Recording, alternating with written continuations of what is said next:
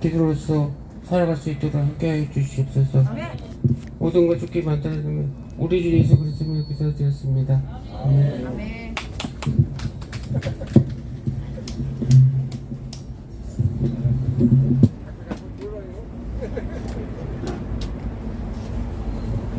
천걸음도 한 걸음부터인데 이렇게 여기 사실 생각보다요 기도하러 나오는 거 이거 두려워요. 그러니까 이게 하기가 쉽지가 않아요. 잘하고 못하고를 떠나서 이 앞에 나오는 것 자체만으로도 쉬운 일이 아닌데 이게 말이죠 한 10번은 제가 부탁해서 이제 처음 나온 거예요. 앞으로 이제 점점 하나님께서 은혜를 우리 장기영 집사님에게 더하여 주실 줄 믿습니다. 자.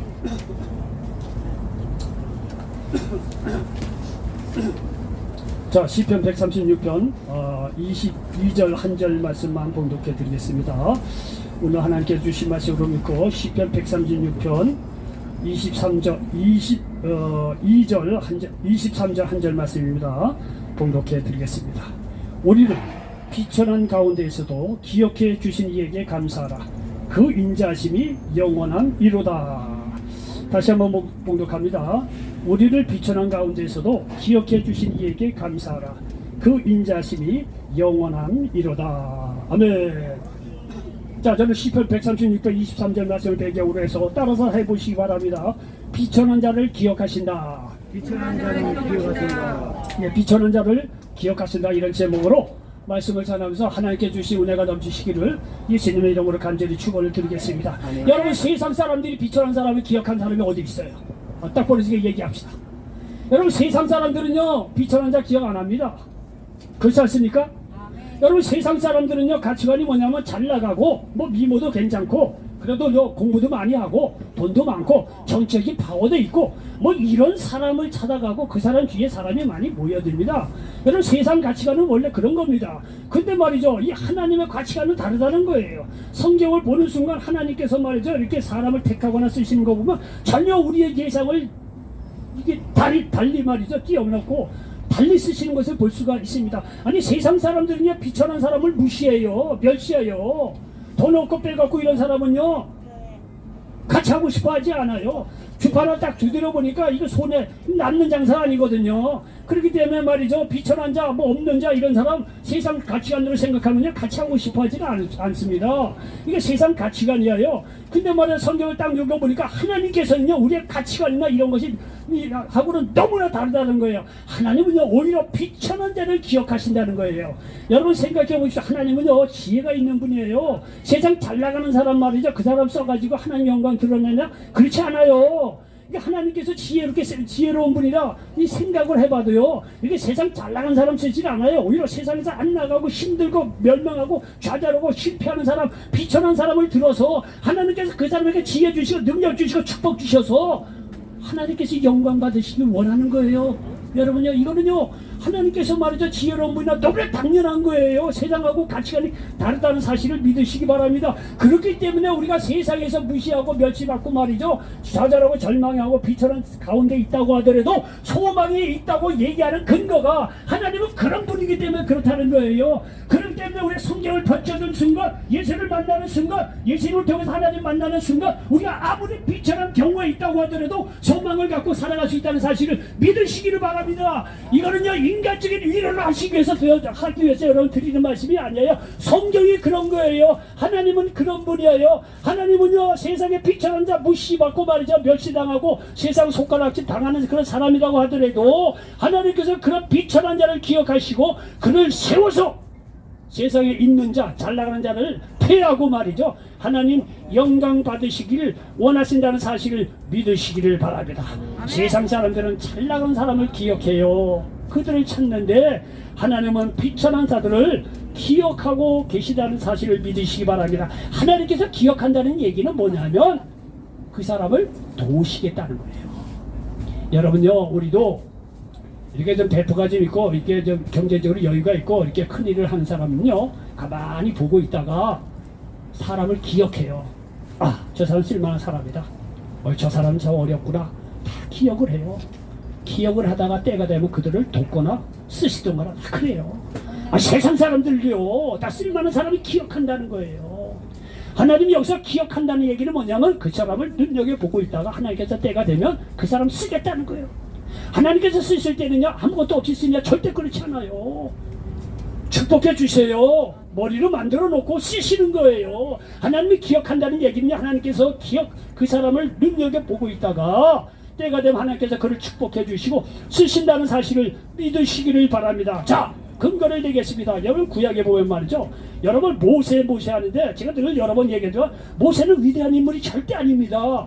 여러분 우리가 착각하는 것이 뭐냐면요. 성경에 보면 말이에요. 구약이나 시작에 하나님 쓰신 사람들, 예수님이 쓰신 사람들 보면 그 사람은 우리하고 성경이 다르고 말이죠. 아주 태어날 때부터 위대하고 지혜롭고 뭐 잘나가고 뭐 이런 사람을 생각하는데 천만의 말씀이에요. 모세가 모세답게 된 거는 뭐냐. 하나님이 그와 함께 하시기 때문에 그래요.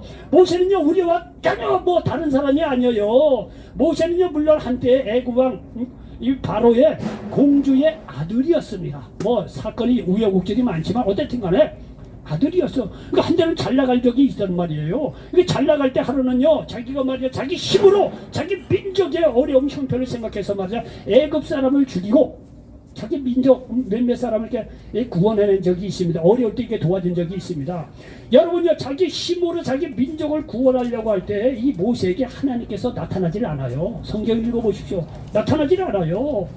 근데 모세가 말이죠 이렇게 말이죠 살인자의 살인자가 됐죠. 살인자가 돼서 걸어만 날 살려고 도망을 해서 미디안 광야에서 꼭꼭 숨습니다. 거기에서 하는 일이 뭐냐면 한때는 말이죠 바로 왕을 이어서 왕이 될 사람이었을 정도로 괜찮은 사람이었는데 다 지나가고 이제 살인자가 돼갖고 말이죠 미디안 광야에 숨어 들어갑니다. 거기서 40년 동안 양치기 하는 보잘것없는 비천한 그런 사람이 될 수밖에 없었다는 얘기예요.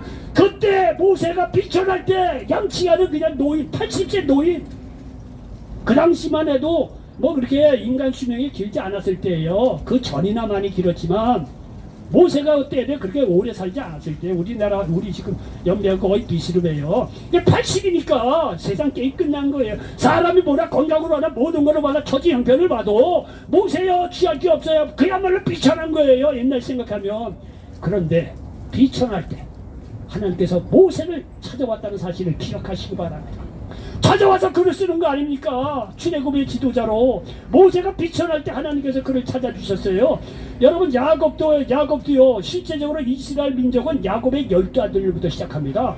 근데 야곱 생각하면요 여러분들도 또 아이고 뭐 믿음도 괜찮고 대단한 사람 천만에 그렇지 않아요. 그 사람은 사기꾼이에요. 거짓말해서 자기 형 에서에게 말이죠 팥죽 한 그릇에 장자의 명분도 사고 자기 아버지까지 속여가지고 장자의 명분 사갔다. 근본이 어떻게 보면 사기꾼이에요. 사기꾼 별 볼 일 없는 사람이에요. 근데 그 사람이 좀 다른 게 뭐냐면 하나님을 경외하는 마음이 있다는 게 좀 달라요. 그 외에는요 인간적으로 보면 봐줄 사람이 아니에요. 여러분요 야곱을 말이야 결정적으로 하나님께서 그를 만나 주신 경우가 뭐냐면은요 야복강 나루터예요.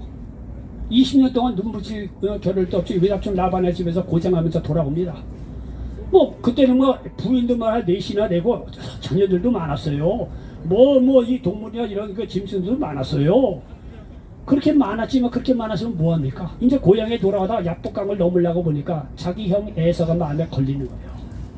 그 옛날 말이죠 거짓말로 사기쳐갖고 팥죽 한 그릇에 말이죠 정자의 명분을 삼 이유 때문에 에서가 말이죠 동생을 죽이려고 야곱이 항상 죽이려고 마음이 있어요. 그렇기 때문에 외삼촌 라반의 집으로 도망한 거 아니에요. 근데 때가 돼서 돌아왔는데 걸리는 게 말이죠 형 에서예요. 형 에서 때문에 야복강 나루다 그냥 건너가면 우리든지 다 건너갈 수 있는데 그거를 건너가지 못하는 거예요. 예? 거기 뭐 야복강에 뭐 담이 있었습니까? 뭐 탱크가 와서 뭐 가지 못하게 누가 합니까? 전혀 그런 게 아니에요. 그런데 이 야곱은요 두려워가지고 야복강을 건너가지 못하는 거예요.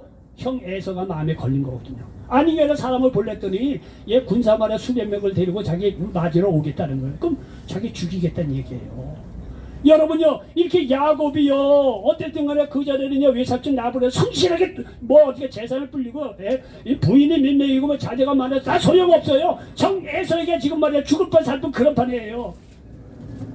가장 야곱이 생명적으로 위험하고 그야말로 어떻게 보면 이 목숨의 위협을 느끼는 가장 비천한 때에 야복강 나루터에 하나님께서 야곱을 만나 주셨다는 사실을 믿으시기 바랍니다. 야곱이 결코 잘 나갈 때 만나 주시지 않았어요. 가장 어려울 때 죽을 듯 살 듯 어찌 될지 모르는 생명의 위협을 느끼는 인생을 가장 밑바닥에 왔을 때 비천할 때 하나님께서 야곱을 결정적으로 만나 주셨다는 사실을 믿으시기 바랍니다. 그 야곱이 이렇게 결정적으로 하나님께서 만나 주셔서 형 에서하고 해피엔딩하지 않습니까?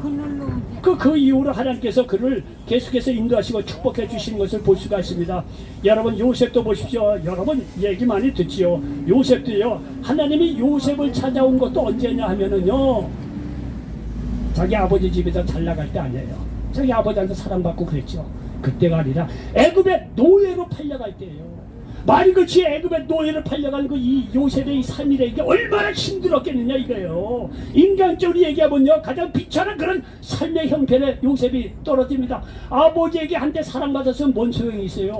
상황이 바뀌어서 애굽의 노예인데 우리가 옛날에 한때 장사도 잘 나가고 가정도 화평하고 모든 걸 다 좋았는데 그러면 뭡니까? 내가 지금 다 잊어버리고 지금 혼자 된 몸인데 무슨 소용이 있겠습니까?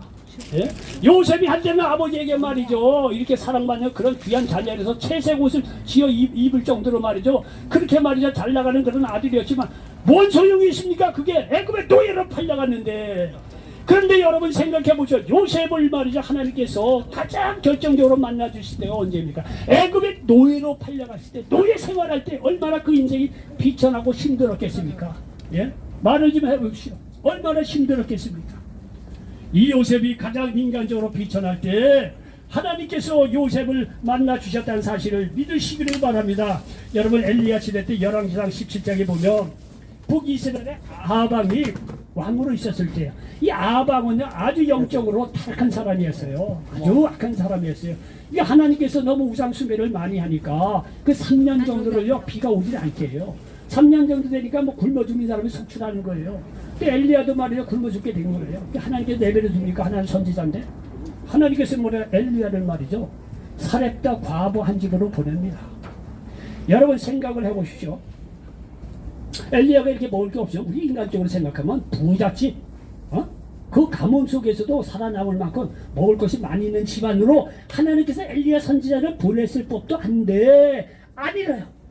사렙다 과부라고 말이죠 한 과부에게 보냅니다. 가서 보니까 이 사렙다 과부를 이제 만나는데 만나서 보니까 말이죠 사렙다 과부가 하는 얘기가 뭐냐면은 마지막 남은 음식을 해먹고 아들과 같이 죽으려고 했다는 거예요. 얼마나 가난합니까?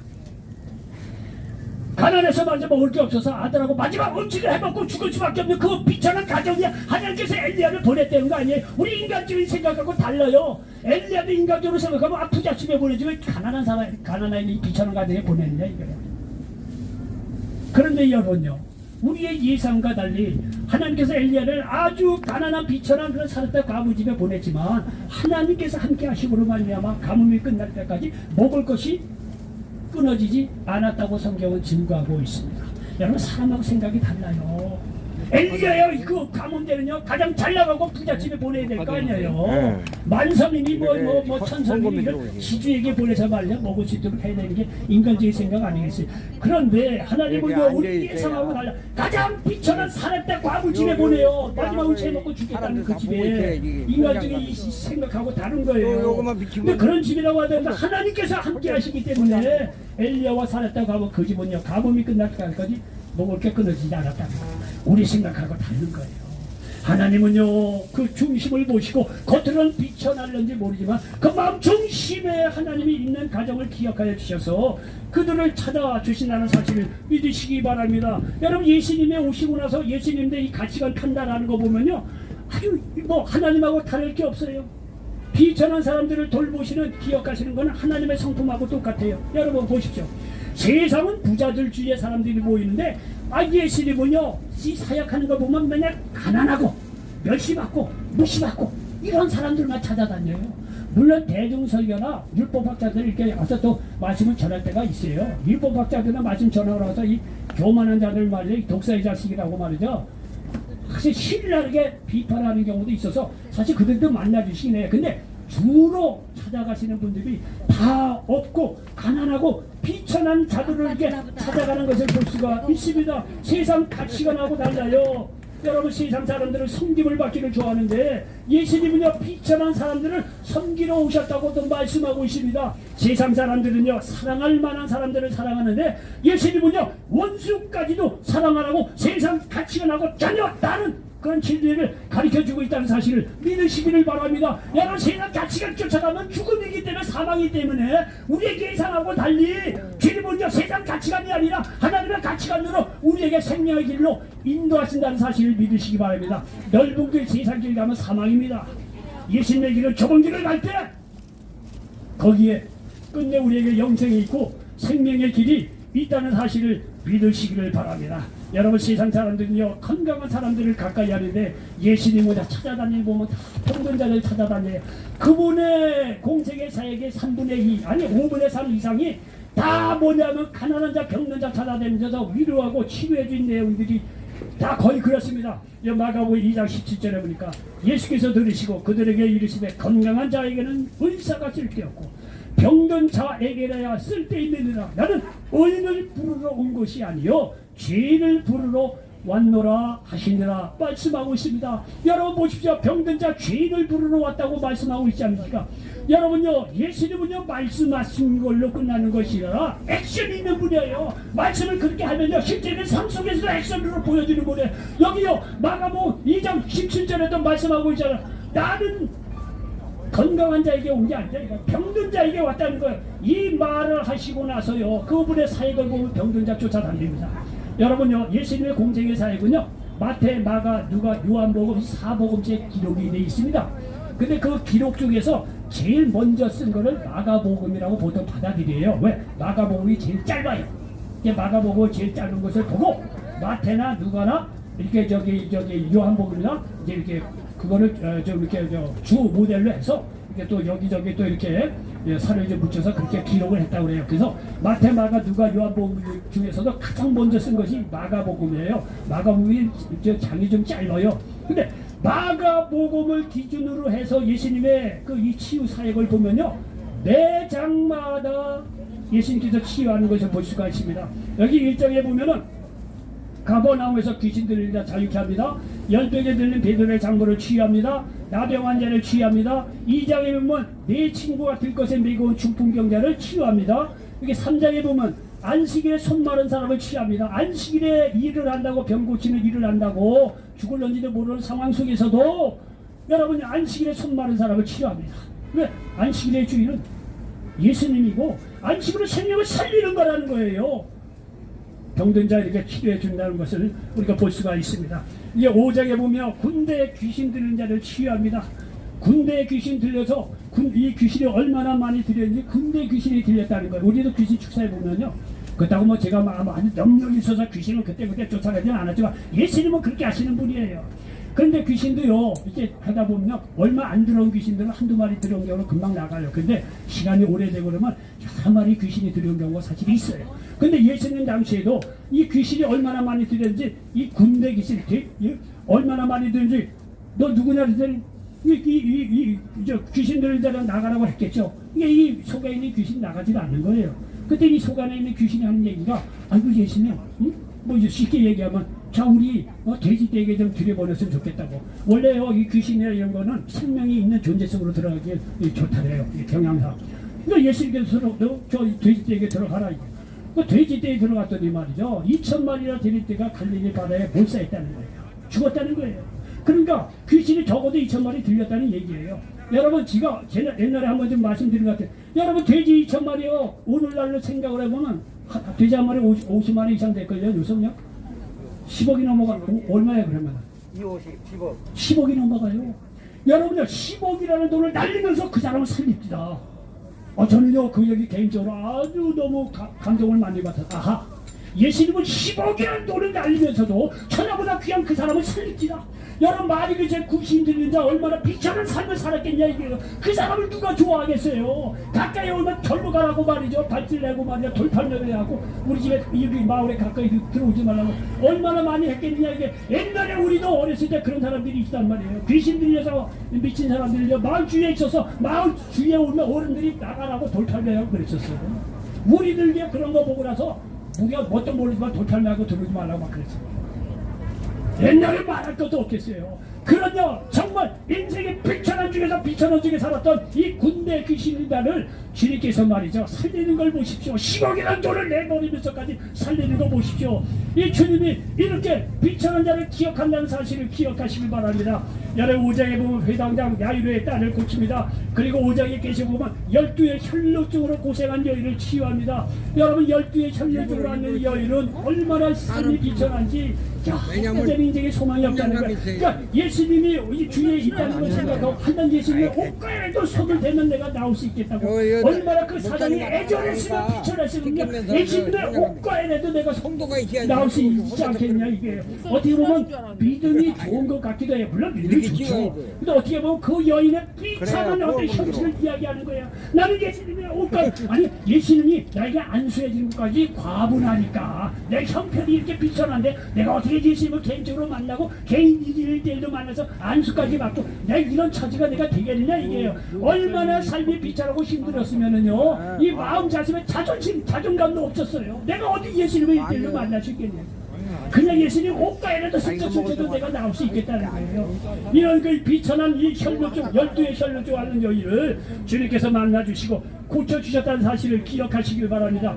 6장에 보면 오병이의 기적을 통해서 배부른 사람을 먹이십니다. 그 당시 로마의 지배를 받고 있는 이 가난한 군중들의 형편을 아시고 오병이어를 통해서 남자만 5,000명 한 보통 다 합하면 남자 여자 뭐 아이들 합하면 뭐 15,000명 2,000명 2만 되는 사람을 배고픔의 문제를 해결해 주십니다. 여기 7장에 보면요 이방인 스로보니게 귀신 들린 딸을 치유합니다. 이방인인 이 스로보니게 한 여인이 귀신 들린 딸이 있어서 데리고 와서 예수님께 고쳐달라는 거예요. 그 예수님께서도 아주 너무나 우애의 말을 하십니다. 자녀의 떡을 개들에게 던짐이 마땅치 않다는 거예요. 이방인이니까 그렇게 이제 얘기를 하는 거예요. 이건 그 여인을 시험하려고 하는 것이지 예수님의 본심이 아니에요. 그랬더니요 이 스로보니게 여인이요 예상을 뒤엎고 놀라운 답변을 하십니다. 좋습니다. 개라고 해도 괜찮습니다. 그러나 여러분 이 개에게 이 상에서 떨어지는 그런 부스러기도 개가 먹지 않느냐 이게요. 나는 개라고 해도 좋다는 거예요. 개는 그런 주인의 상에서 떨어지는 부스러기도 먹지 않느냐. 그 부스러기도 달라는 거예요. 여러분 또한 같은 거예요. 믿음이 좋은 그런 면도 있지만 이 여인은 얼마나 비천한 삶을 살았겠느냐 이거예요. 좋습니다. 아 주님 뭐 아까 얘기했지 와서 나를 일대일로 만나 그렇게 안 해도 좋습니다. 부스러기라도 달라는 거예요. 부스러기라도. 이 여인이 말이야 한편으로는 믿음이 좋은 것 같지만 또 한편으로는 얼마나 삶이 비참했겠으면 이렇게 말이죠 자기를 낮춰갖고 말이죠 주님께 찾아왔겠느냐 이게 주님이 이 여인을 보고 가만히 있겠느냐. 단심에 귀신 들린 자를 치료해 주셨다고 성경은 말씀하고 있습니다. 귀먹고 말 더듬은 사람을 7장에서 계속 고쳐줍니다. 8장에 보면 벳셀에서 맹인을 보게 하십니다. 귀신 들린 한 아버지 아들을 고쳐주십니다. 자 10장에 보면 말이요 맹인 거죠. 바디메오의 눈을 뜨게 하십니다. 여러분요 보십시오. 이 맹인이면서 거지로 살아갈 수밖에 없는 바디메오 얼마나 신세가 한탄스럽겠습니까. 얼마나 인생이 삐쳐나겠느냐 이거예요. 예수님께서 그를 보시고 네가 무엇을 원하느냐. 바디메오가 얘기합니다. 보기를 원하나이다.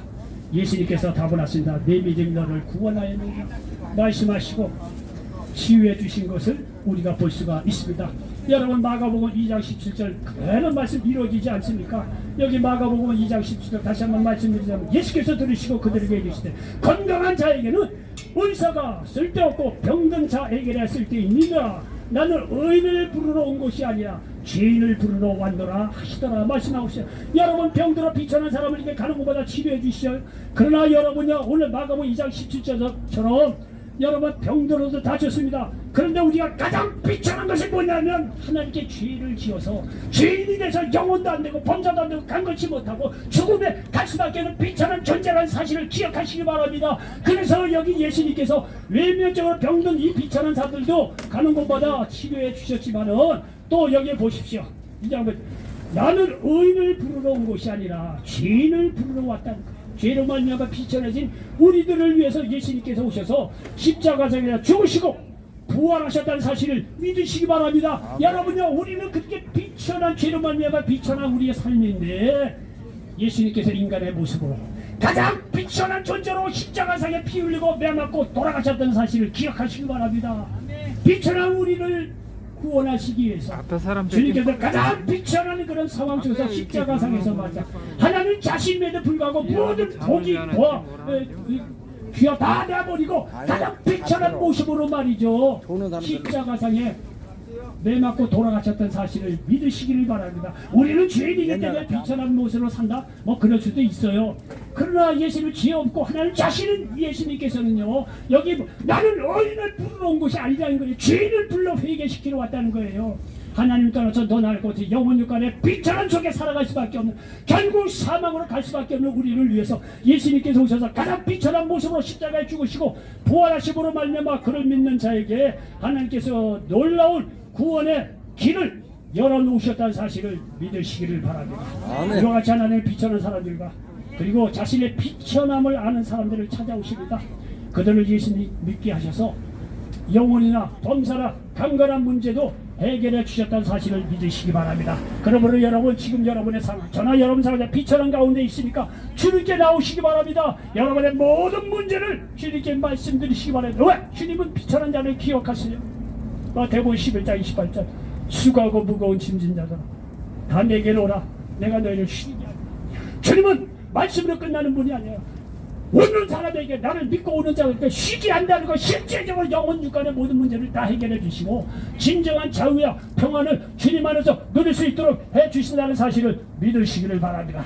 요한복음 14장 내 이름으로 무엇이든지 내게 구하면 내가 행하겠다는 거예요. 얼마나 좋습니까? 여러분 전우자가 다 맥혀도 하늘에 열려서 비가 내립니다. 비가 내립니다. 전우자가 우리의 인간 모든 문제가 다 좌절절망 다 막겠다고 하더라도 하늘은 열려 있어요. 하늘이 열려 있기 때문에 예수님의 이름으로 기도하면 하나님께서 그 기도에 응답해서 비천한 그런 가운데서 우리를 건져내시고 기억하시고 하나님께서 영원 육간에 축복하시고 생명을 나눠주고 축복도 나눠주는 위대한 믿음의 축복의 사람으로 우리 한 사람 한 사람 인도하신다는 사실을 믿으시기 바랍니다. 아멘. 이런 놀라운 역사가 여러분 세계 가운데 아니 지금부터 당장 일어나시기를 예수님의 이름으로 간절히 축원을 드리겠습니다. 아멘. 기도합니다. 좋으신 아버지 하나님 고맙고 감사합니다. 오늘 시편 136편 23절 말씀을 가지고 비천한 자를 기억하시다 이런 제목으로 말씀을 나눴습니다. 이 말씀이 1절에 있던 모든 분들에게 그대로 응하게 도와 주시옵소서. 아멘. 예수님의 이름으로 감사하며 기도하옵나이다. 아멘. 아멘.